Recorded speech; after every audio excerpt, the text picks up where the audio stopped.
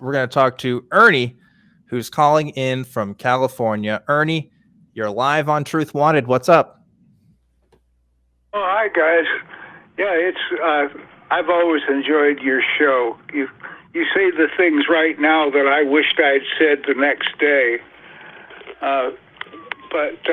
Yeah, I appreciate that. Thank you. Yeah, the hill I would die on.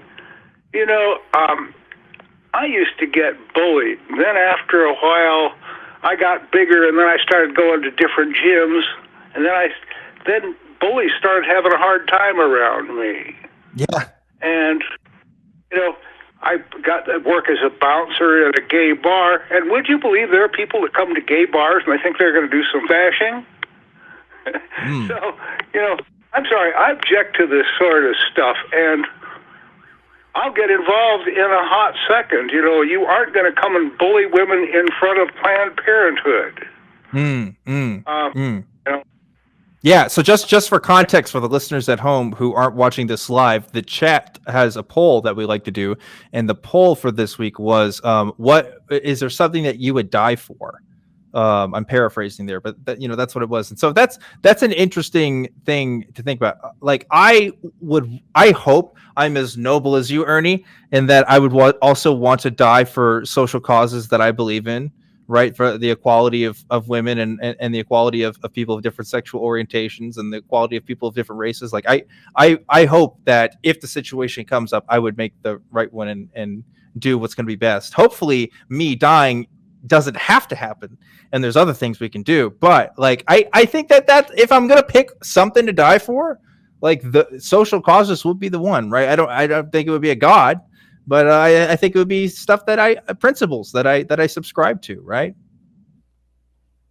Yep, for sure. Jmike, what do you think? Well, I think those things we can actually point to and are tangible in the world. Yeah, you're not gonna like.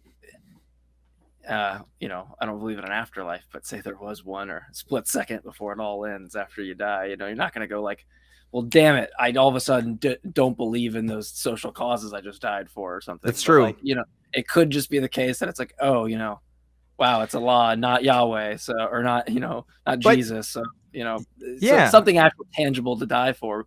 Yeah. I mean, for me, I just think the same sentiment. I would hope in the similar case, it's like the same thing like with your family, it's like take a bullet. It's like, well, I better, because that's how I feel, Yeah. Given the circumstances, I would hope to not cower away and find out more about myself in that moment, that I'm not ready for. So. Well, you brought up something interesting too, which is like, not to toot our own horns or anything, but like as people who don't believe in an afterlife, like our sacrifice is actually more meaningful in some sense, right? Because we don't think that there's something that's going to happen to us after this. Like we don't think we're going to be drinking chocolate milkshakes in heaven with people like doing that. Like this is it as far as I'm concerned, right? So it's like it's really giving up your life for the cause as opposed to like extending your life forever potentially, Exactly. So that's something to think about. But Ernie, I'm glad that you also feel that way. I'm glad that there are people out there who are really, like standing up. I think what we're seeing now with the internet is more people organizing for these kinds of causes and more people like speaking their mind about it and not being afraid to say what they want. So if there's one good thing I can say about the internet, it's that it has given people more courage to speak their mind on what they believe is right. And I think that's a good thing. So thanks for your call there, Ernie. That was really great to hear your thoughts. And thanks also for the kind words.